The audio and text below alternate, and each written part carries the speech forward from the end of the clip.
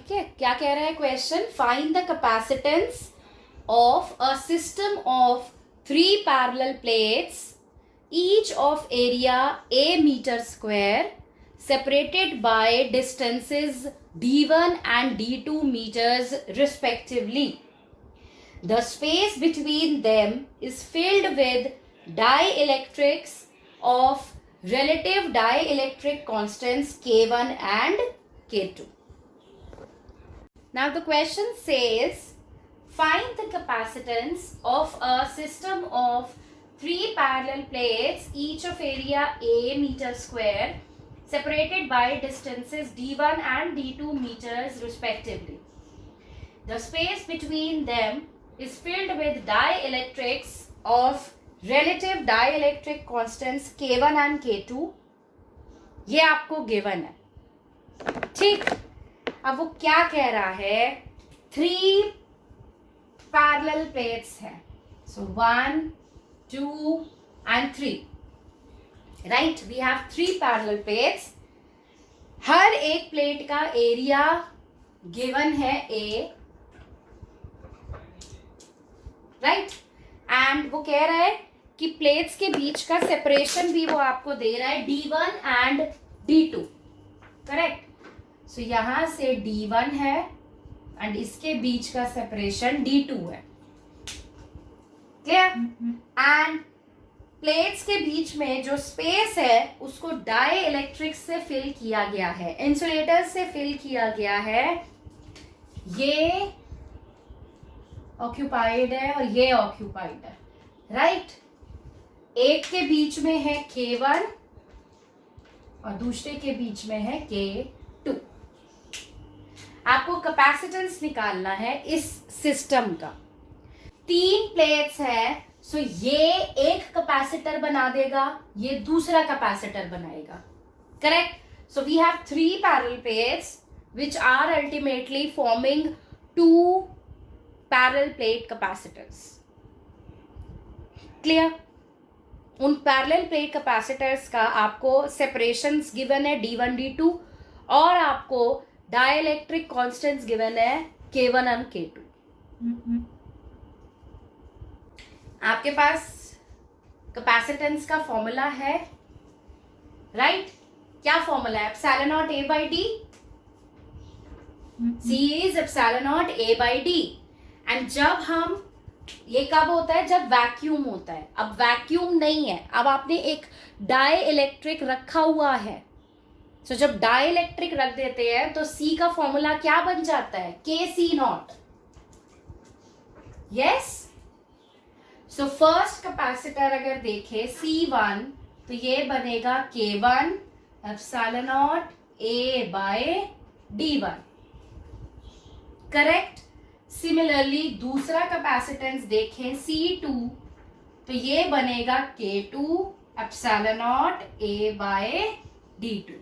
ये 2 कैपेसिटर्स आपके पास हैं। अब दोनों कैसे कनेक्टेड है?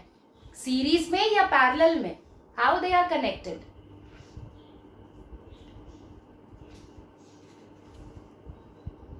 सीरीज में। और सीरीज कॉम्बिनेशन का क्या फॉर्मूला होता है?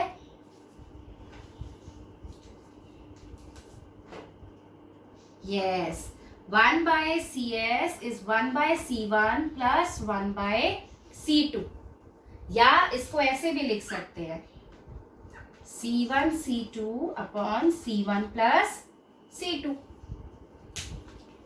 करेक्ट? सो बस आपके पास C1 C2 की वैल्यूज है, put the values and solve, you will have your capacitance. यही मांग रहा है वो आपसे, यस और no? So kindly solve it. What you will get? Let's see. So we have CS as K1 epsilon naught A by D1 into K2 epsilon naught A by D2 upon K1 epsilon naught A by D1 plus K2 epsilon naught A by D2। So solve it. What you will get? Correct. यही है, answer भी यही है.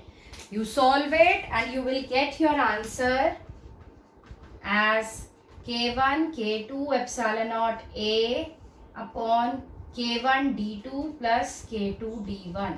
ये answer आएगा. Simple है. यहाँ से एप्सिलॉन नॉट ए नीचे से कॉमन ले लो, एक कैंसिल हो जाएगा, एक एप्सिलॉन नॉट और ए बच जाएगा, बाकी इसका एलसीएम ले लो, D1 D2 ऊपर चला जाएगा एंड सॉल्व इट. इस तरीके से आप सॉल्व इसको कर सकते हो. इजी है ये क्वेश्चन. जिनका नहीं हुआ सॉल्व अभी भी, वो फटाफट इसको सॉल्व कर लो, फिर मैं आपको नेक्स्ट क्वेश्चन देती हूँ.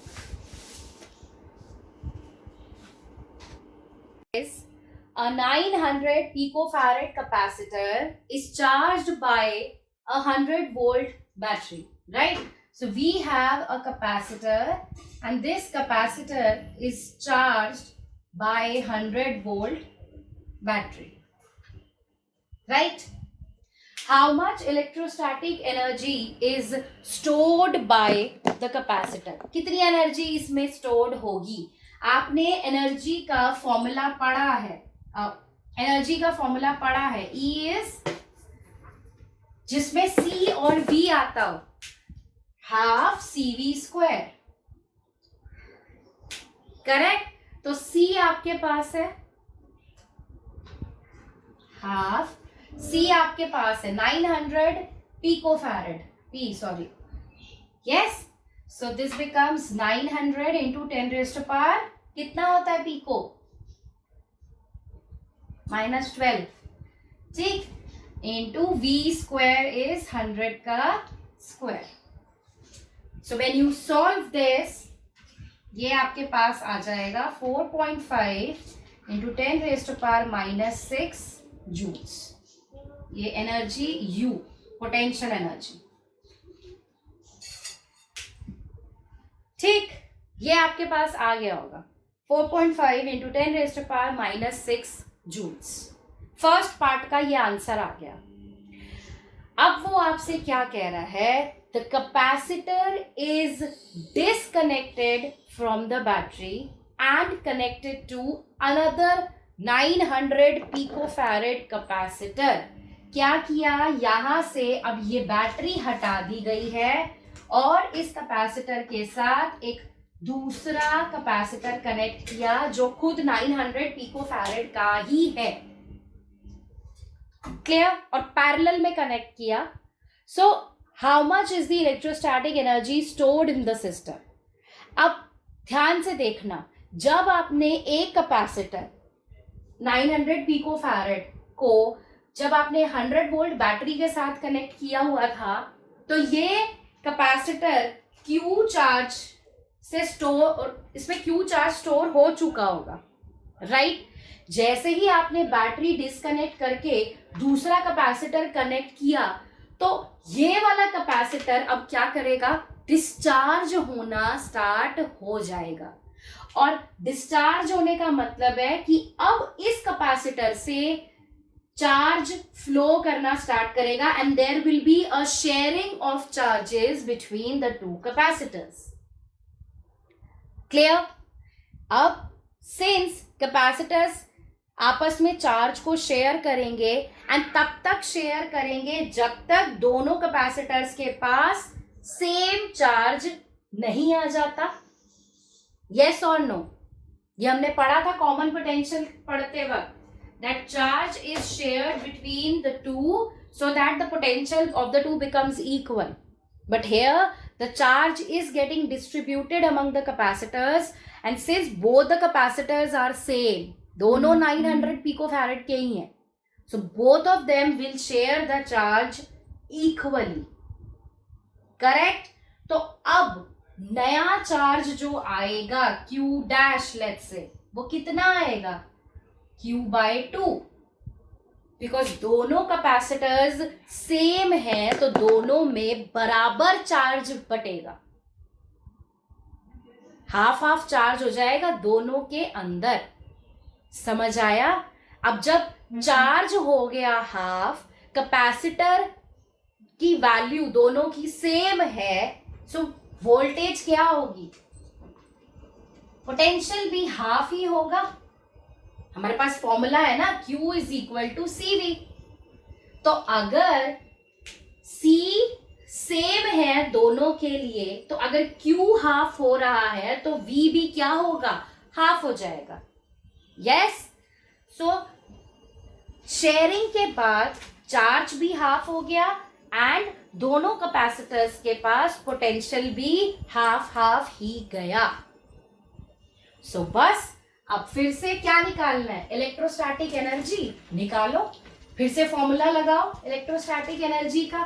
क्या फॉर्मूला है, अब Q और V आपके पास है तो आप Q और V वाला फॉर्मूला ही लगाओगे। सो टोटल एनर्जी कितनी आ गई आपके पास, लेट्स से U डैश, क्या फॉर्मूला लगाएंगे हम, half QV, correct. So half Q dash into V dash.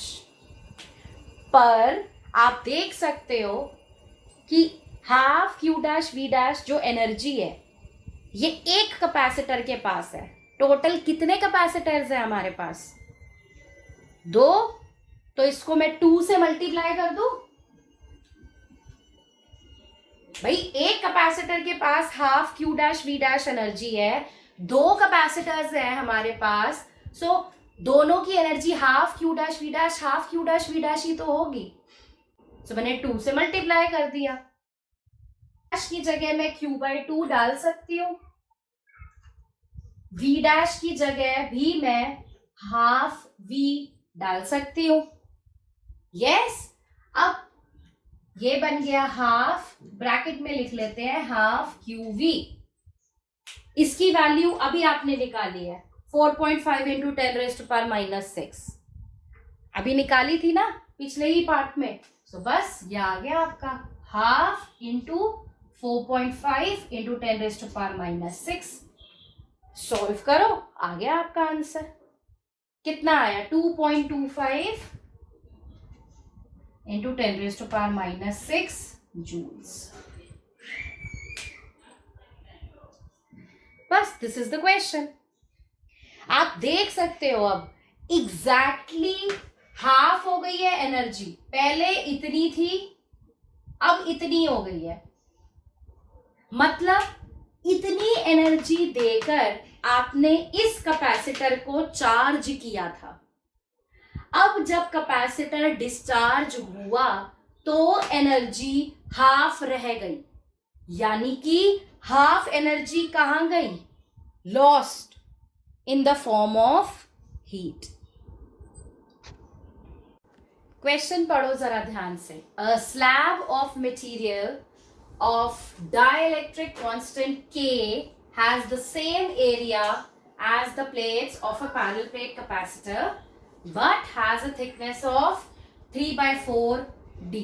Yes, तो आपको thickness given है 3/4 D. Correct. How is the capacitance changed when the slab is inserted between the plates? Slab के insert होने से पहले हमारे पास कैपेसिटेंस कितना है, C0 which is epsilon naught A/D. Yes, slab insert होने के बाद कितना कैपेसिटेंस होगा आपको ये कैलकुलेट करना है। ठीक, अब कौन सा फॉर्मूला लगाओगे वो आप यहां से देखो, डाई इलेक्ट्रिक कांस्टेंट के, डाई इलेक्ट्रिक रखा गया है, यानी कि ये वो वाला सिचुएशन है, parallel plate capacitor with a dielectric slab in between, right.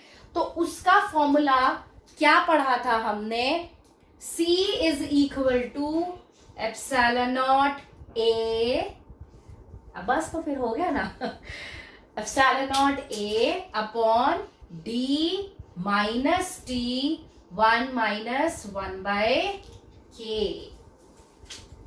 बस सीधा सीधा फॉर्मूला है, put the values and solve.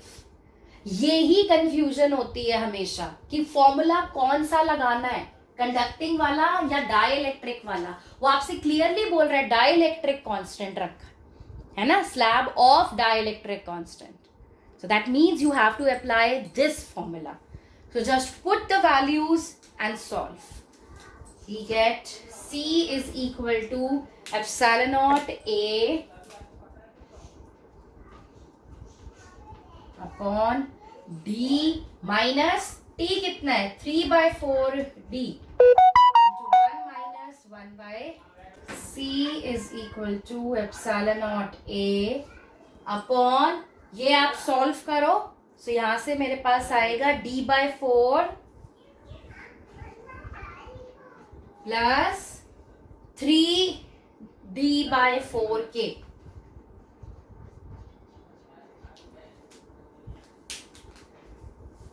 Clear?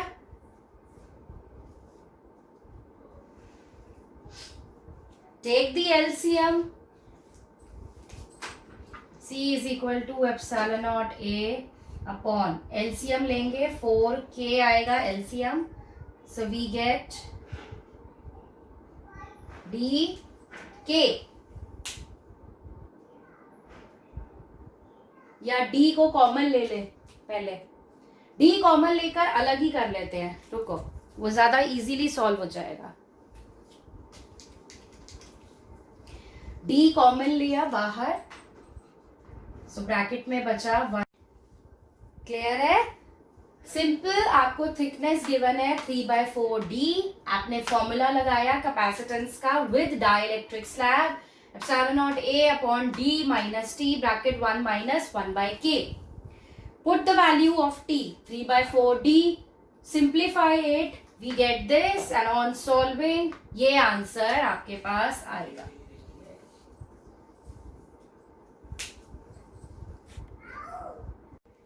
Figure shows two identical capacitors C1 and C2 each of 1 microfarad capacitance connected to a battery of 6 volts. Initially, the switch S is closed. After some time, the switch is left open and the dielectric slabs of dielectric constant K, value is 3, are inserted to completely fill the space between the plates of the two capacitors.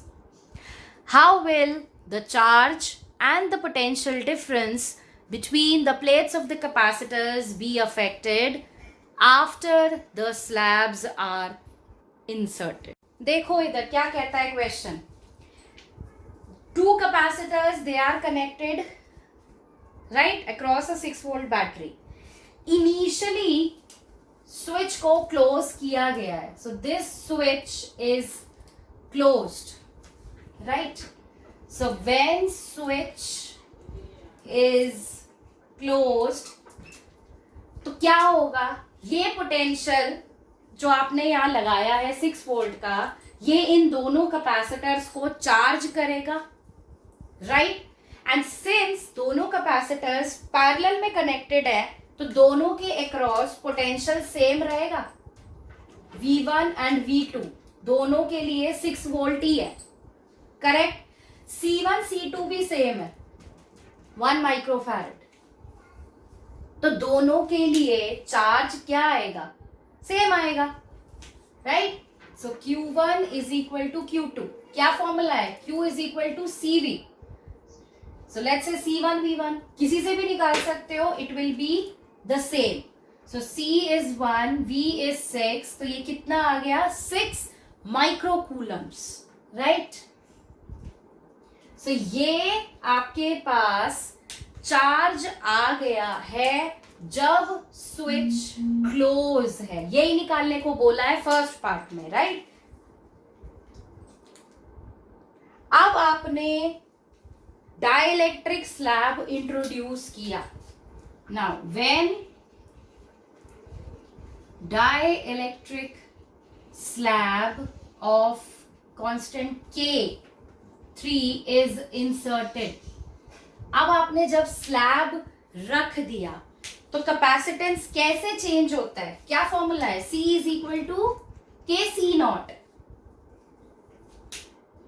यही formula है.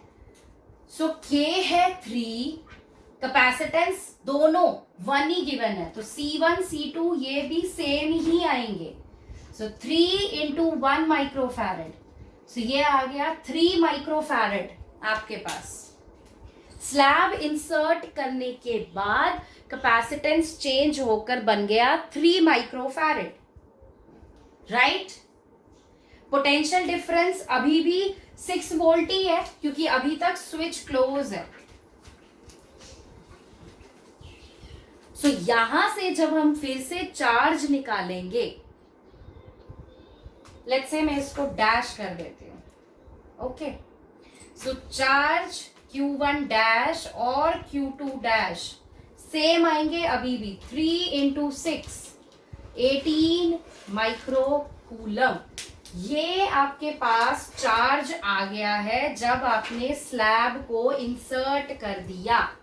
This is what we need to calculate, that before inserting the slab दोनों capacitors में 6 microcoulomb का charge store हुआ when the switch is closed. फिर जब आपने dielectric slab को इंसर्ट किया तो दोनों कैपेसिटर्स में 18 माइक्रोकूलम का चार्ज स्टोर हो गया है। स्विच अभी क्लोज ही है, स्विच ओपन नहीं किया, ठीक।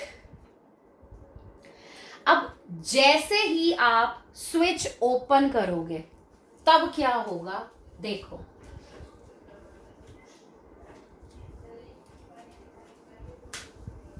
Now I am opening the switch.